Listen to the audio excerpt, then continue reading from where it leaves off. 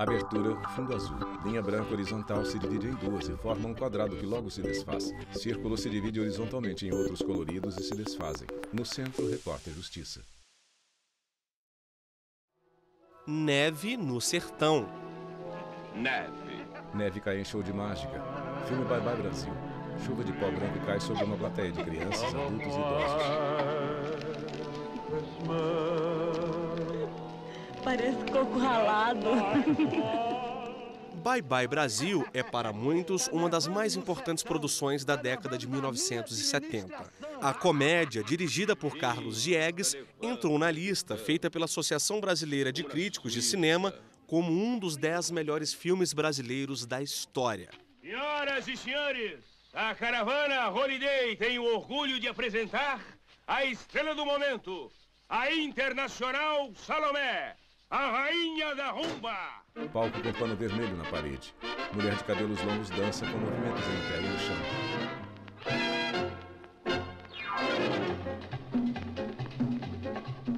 Luz ilumina o palco com mais intensidade. O filme conta a história de 3 artistas ambulantes que fazem espetáculos para a população humilde, sem acesso à televisão. A caravana Holiday cruza a Amazônia até chegar a Brasília. Alô, alô, rapaziada! Muito obrigado pela atenção dispensada e até a próxima! Homem fala em microfone dentro de caminhão. Bye! Mais de 4 décadas se passaram e Bye Bye Brasil ainda representa a realidade de centenas de famílias brasileiras que abdicaram a vida e deixaram tudo para trás para viver sem endereço fixo, de cidade em cidade. Não se pode contar a história Hermínia do teatro, Silva, pesquisadora de a circo. história da música, a história da indústria cultural do disco, a história do cinema, a história do rádio, a história da televisão, a história das festas populares, sem falar de circo. O circo ele é uma das culturas milenares que existe, tudo provém do circo. Muita coisa começou no circo, música sertaneja, antes o cantor ele se apresentava em circo, depois vieram vários números circenses que se tornaram números de Olimpíadas e assim por diante, e a gente segue nessa vida. Loire caminha pelo lado de fora de um circo. Loire administra o Circo da Família, que hoje está no Distrito Federal. Nossa reportagem veio conhecer a história e a rotina de artistas que suam a camisa de domingo a domingo, seja com espetáculos ou ensaios. Um trabalho passado de geração em geração. Já é a 5ª geração, são 30 anos de estrada já. Começou com o pai do meu sogro, depois o meu sogro, a minha família, do meu marido e agora os meus netos. E estamos na estrada. Nosso objetivo, o nosso trabalho, é estar levando alegria. Me sinto feliz, Amanda porque Portugal, já é geração, acrobata. né? Então, me sinto bem orgulhosa de herdar essa tradição da minha família. Circo é cultura itinerante. Estamos falando de artistas que viajam de norte a sul do país para levar a magia da arte circense a comunidades que muitas vezes não têm acesso à cultura. O circo leva a diversidade das linguagens artísticas através do seu nomadismo. Ele chega na favela. Agora, o mais importante dessa itinerância que eu acho que vários grupos circenses de projetos de circo social e outros, é a relação com a comunidade. A relação com a comunidade que chega, ou que se estabelece, ou que itinera. O termo cultura e, consequentemente, os direitos Isabel culturais Calixto, já estavam advogada. previstos da Declaração Universal dos Direitos do Homem e do Cidadão em 1789. Já havia essa previsão de que toda pessoa, membro da sociedade, tem direito à cultura como indispensável à sua dignidade e ao desenvolvimento da sua personalidade.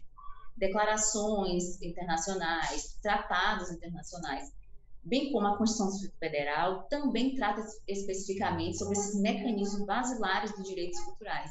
Então, no artigo 216 da Constituição, há uma lista que nos norteia do que seriam essa cultura, esses direitos a que nós teríamos acesso. Artista roda bambolê em um dos braços. Podemos dizer que Vitória nasceu no circo. Vitória equilibra vários bambolês com o corpo. Meu avô, meu bisavô já vieram do circo. E aí eu nasci, eu peguei esse amor pelo picadeiro. Vitória Mocelinha assim, acrobata. Né? Comecei a entrar com 5 anos de idade no picadeiro. E com 8 anos eu comecei a fazer meu número, que chama Lira Espacial. Aí depois veio bambolê, veio faixa dupla, agora o trapézio. Muito além de treinos, acrobacias e risadas, o circo ensina lições. Sempre tem dificuldade, todos os dias, todas as horas. E o amor que a gente tem que levar, assim, tanto pelo público que vem assistir a gente, como pelo mundo todo. A gente tem que sempre levar o amor. Uma vida na estrada. A cada mudança e a chegada a uma nova cidade, uma nova experiência. Você não sabe o que você vai encontrar lá na frente. Às vezes você monta toda essa estrutura e você tem a alegria de ter o público vir te visitar. E às vezes você não tem. Tem um lado bom que você que sempre conhece várias pessoas e o lado ruim é de se despedir. Você chora, dá aquele aperto no coração de você tá a melhor amiga, você tá assim, fez amizade com a pessoa ontem e hoje já tem que desfazer as amizades. Apresentação em praça. Acabaram de ouvir um trecho da ópera O Guarani, que foi composta em 1870 por Carlos Gomes, que dá nome a esse teatro aqui. Esse é o grupo Teatro ao Redor, que apresenta a peça itinerante Travessia Tiradentes, com um mapeamento dos teatros que existiram e ainda existem nas proximidades da Praça Tiradentes, no centro do Rio de Janeiro. Homem e mulher dançam juntos na praça. O público assiste o casal. A gente tinha um interesse pelos teatros e cinemas abandonados que já existiram aqui no centro do Rio. E a gente viu que a Praça Tiradentes teve muitos teatros, cerca de 40 teatros ao longo de 2 séculos. É uma peça que anda por diversos pontos da Praça Tiradentes, contando a história desses espaços que existiram e também de outros espaços atuais. Além disso, a gente fala das figuras que compõem a história da praça. Do teatro ao cinema. Pessoas sentadas em praça diante de uma tela branca para projeções. Cultura e sustentabilidade. Um cinema itinerante que utiliza energia limpa e renovável, a solar. Aliás, é o primeiro do país. São 2 veículos que viajam pelo Brasil. Nesses veículos a gente leva tudo o que é necessário para a sessão de cinema. Então a gente leva as cadeiras, o Cintia projetor, Alari, a tela, idealizadora do Cine Solar. tira de dentro do nosso furgão e monta uma sala de cinema ao ar livre. Então pode ser numa praça, numa rua, enfim, em frente a uma escola. O Cine Solar percorreu em quase 10 anos 500 municípios brasileiros. No sertão do Piauí, Adão assistiu a um filme no cinema pela primeira vez. Gostei bastante. Adão Silva, aposentado. Né? É muito informativo e principalmente esse filme que falou sobre a Amazônia, né?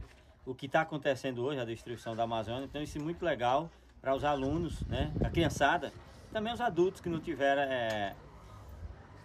nunca tiveram essa oportunidade de estar participando ou assistindo um cinema, né? Também foi a primeira vez que Diomar assistiu a um filme assim. Ela fez questão de trazer os 2 netos. Tô, mano, gosto muito. Diomar Ferreira, aposentada. Além de eu nunca ter visto, também meus netos, filhos que nunca viram. Tô, mano. Crianças brincam de roda. Circo, teatro, cinema. No próximo bloco, o assunto é música itinerante. A gente volta rapidinho. Vinheta de transição no Centro Repórter Justiça. Vinheta de transição no Centro Repórter Justiça. Homens tocam sanfona, triângulo e zabumba em caminhão aberto. Alegria que transborda e se movimenta. Esse é o maior projeto de forró itinerante da capital federal. Rodamos em quase todas as regiões administrativas aqui do Distrito Arkson Federal. Rangel, presidente da Associação dos Defensores das Culturas Regionais do DF. Apelidado como Zeca Troncho, que se faz referência lá no Nordeste ao caminhão pau de arara que vem trazer o povo da feira, né? E geralmente tem um forrozeiro que canta ali e tal. Então foi mais ou menos dentro dessa temática aí que a gente resolveu fazer o Caravana de São João e graças a Deus deu muito certo. Tão certo que não parou mais. Hoje o projeto, que surgiu no meio da pandemia para ajudar artistas locais, envolve cerca de 250 pessoas. A Caravana de Forró do Zeca Troncho resgata memórias culturais dos festejos juninos e valoriza instrumentos como a sanfona, o triângulo, a zabumba e o pandeiro. A ideia de um festival, de festivais itinerantes, de caravanas... Lurian Lima, pesquisador da história da música. É algo muito interessante justamente para abrir essa janela do cotidiano para a experiência estética da música. Acho extremamente interessante também como possibilidade de incentivo, como disse, a artistas em início de trajetória, e para fazer conhecidas e respeitadas tradições musicais que não são tão prestigiadas e são, de fato, por vezes invisibilizadas no país. Né? Orquestra de Crianças toca em palco. Música e escola, uma combinação que cá entre nós tem tudo para dar certo. Quem também pensa assim são os artistas do projeto Pratica Tatum. A iniciativa consiste em levar música para as escolas públicas de São Paulo.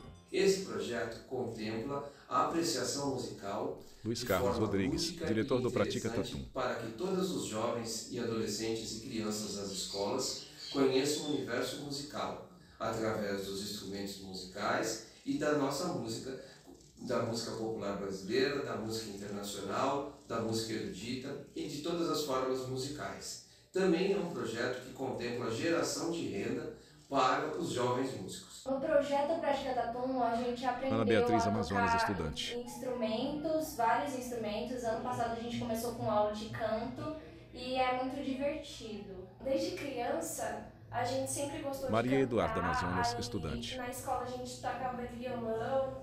E aí chegou no Pratica Tatum, a gente aprendeu teclado e ganhou várias oportunidades. E hoje a gente toca bem melhor do que antes. Até quem já foi aluno tem a chance de virar professor. Aqui nesse projeto eu aprendi também muito sobre cidadania, sobre a possibilidade de mudar Bruna a minha Rodrigues, vida com a professora de educação. música. Na educação, por exemplo, eu consegui fazer a faculdade de música depois do projeto. Hoje eu estou aqui de volta dando aula e está sendo uma experiência incrível. Então a música é a minha vida. O resultado é esse. Estudantes de várias idades compondo uma orquestra sinfônica. Orquestra com violinos, violoncelos e sanfona. Sombra de homem que toca piano. Música que alcança e vira paixão. Aos poucos, a imagem revela um homem sentado que toca piano preto. O homem usa óculos de grau.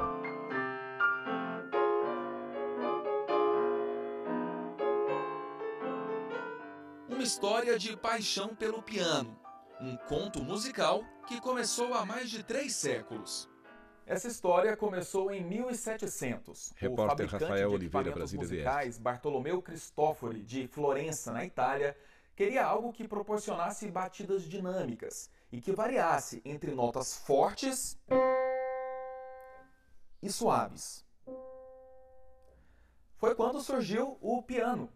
A partir dali, instrumentos como esse ganharam admiradores no mundo todo. Repórter e o homem tocam piano ao mesmo tempo. O piano passou a ser visto em concertos, recitais, se tornou parte da história da música, um protagonista da arte. Arte essa que, antigamente, lá no século XVIII, era apreciada apenas por reis e rainhas. Mas isso mudou. Hoje em dia, o instrumento é usado, inclusive, para levar a cultura até as pessoas. Acoplado à bicicleta, repórter leva o piano com o homem que continua a tocar. A proposta se transformou em um projeto itinerante e essa carreta de 90 metros quadrados virou o Museu do Piano. Acoplada a um caminhão, ela é capaz de transportar mais de 10 toneladas de equipamento.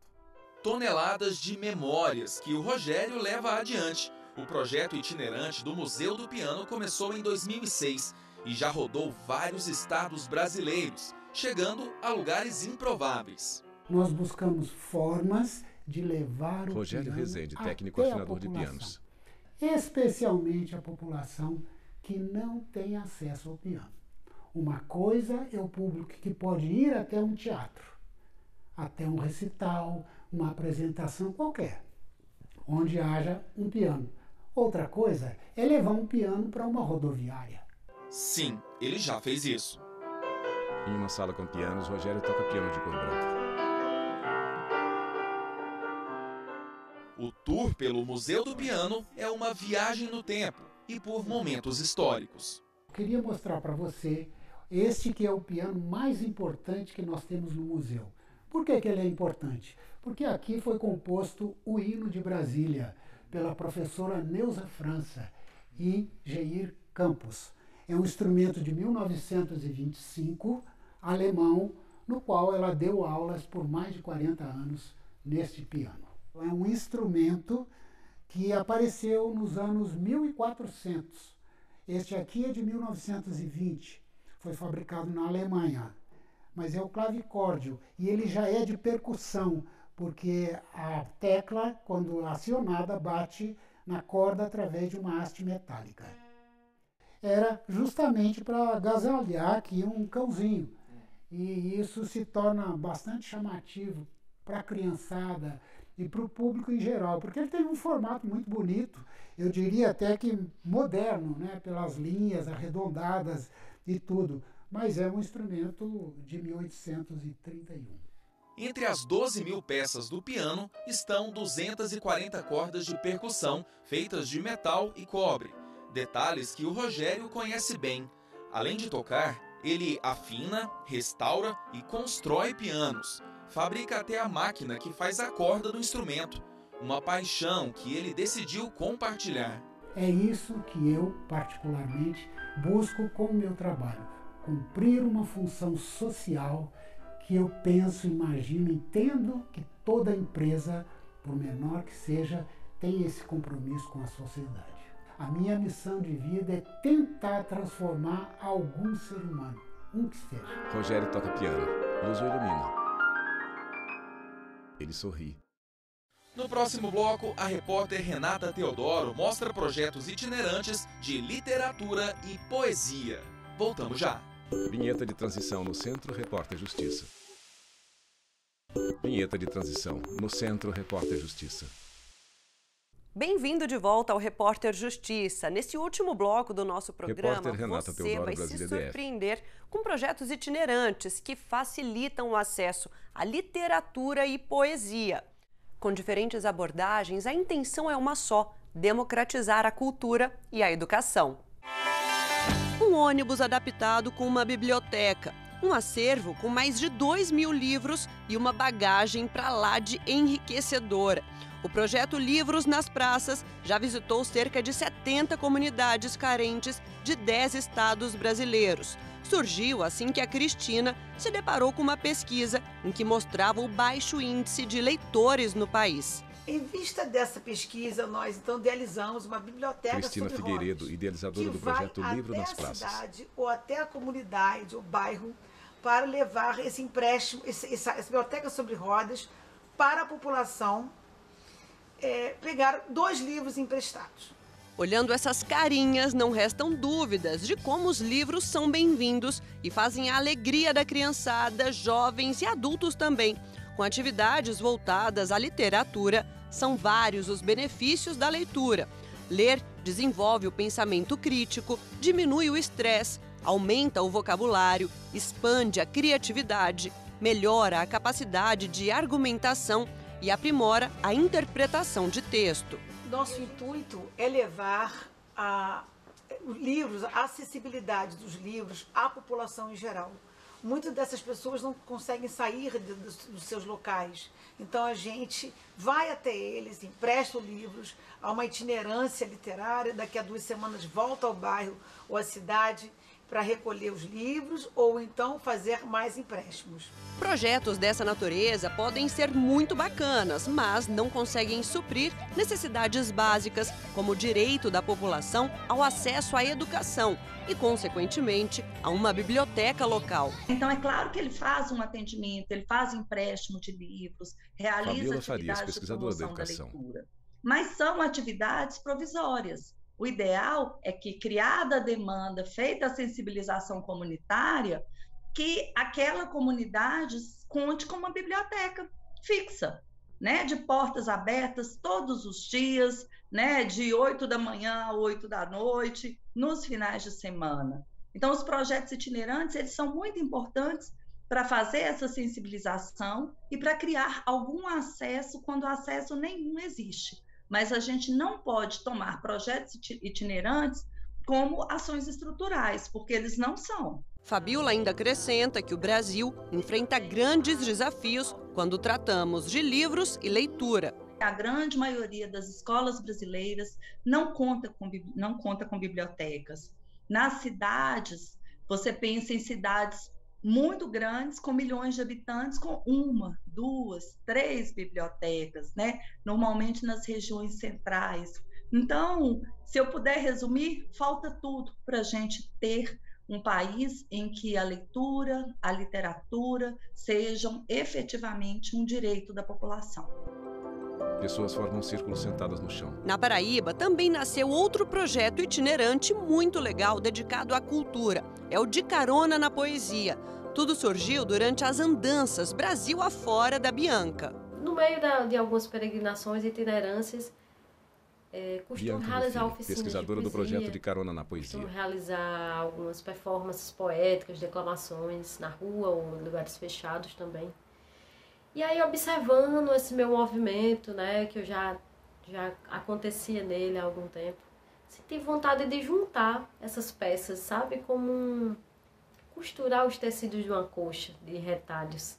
Com vertentes que se somam e misturam, o projeto oferece de tudo um pouco. E a poesia é sempre a protagonista dessa história, seja nas oficinas, nos espetáculos de música, na escrita e no aprendizado de cada um. Essa oficina ela teve um intuito de trabalhar como é que a gente Túlio pode Cordeiro, professor. Usar a palavra para expressar a nossa imaginação, né? E acabar construindo essas nossas próprias poéticas, né? A partir desse momento que a gente acorda essas palavras que estão internas na gente, né? Então é um trabalho bem interessante em que a gente consegue expressar a subjetividade, né, através das palavras e acabar levando um pouco da gente, né, nesse momento de escrita criativa. Nasci e me criei num paraíso que chamam de Val e me formei na Universidade Estrutural. Eu não troco o meu riacho de recantos fundos pela tua tesourina. Essa Brasília não é a minha, porque antes de ser Planalto, eu sou periferia. Porque antes de ser concreto, eu sou quebrada. Mulher aplaudida em palco.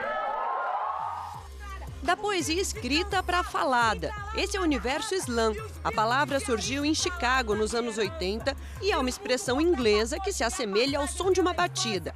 Meimei mergulhou de cabeça no mundo das batalhas e promove desde 2017 a Slam Quebrada, levando a tradição do movimento até as periferias do Distrito Federal e em torno. As regras da Slam são as seguintes. Existem 3 fases. Meimei Bastos, coordenadora do Slam Quebrada. Passam para as fases seguintes os participantes, as participantes que tiverem as maiores notas.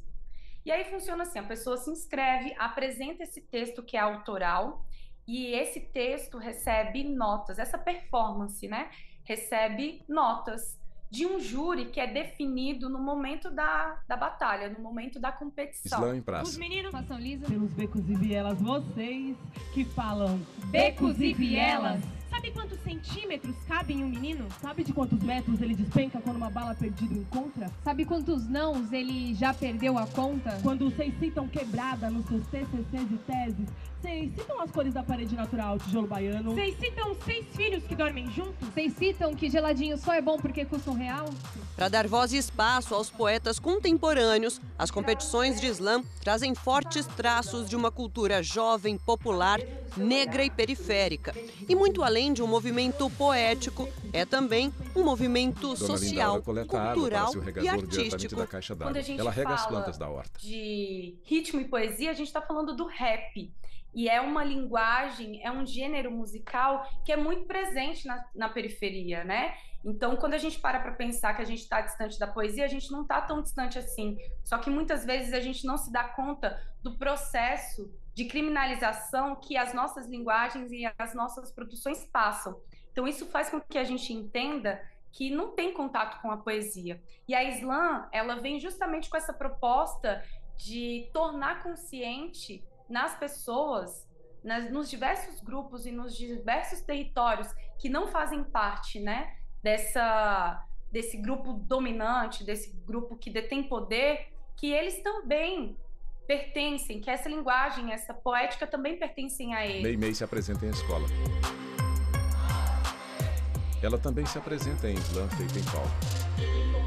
E assim a gente termina o Repórter Justiça desta semana. Já segue nosso perfil no Instagram, é o TV Justiça Oficial. No YouTube, o canal é o mesmo. Se quiser entrar em contato com nossa produção, o e-mail é o reporterjustiça@stf.jus.br. Até a próxima! Créditos finais. Produção Marcela Luiza. Reportagem Leonardo Ferreira, Renata Teodoro e Rafael Oliveira. Edição de texto Leonardo Ferreira. Cabelo e maquiagem Eliana Brandão. Cinegrafia Jeff Martins, Lázaro Filho e Luiz Guilherme. Assistência técnica Kleber Leite e Paulo Paz. Edição de pós-produção Thiago Lopes. Videografismo Lucas Matias. Núcleo de programação Rosa Wazen. Núcleo técnico Fábio Guedes. Núcleo de produção de programas Flávia Soledade. Supervisão Coordenadoria de Gestão da TV e Rádio Justiça, Secretaria de Comunicação Social, STF. Realização TV Justiça, 20 anos.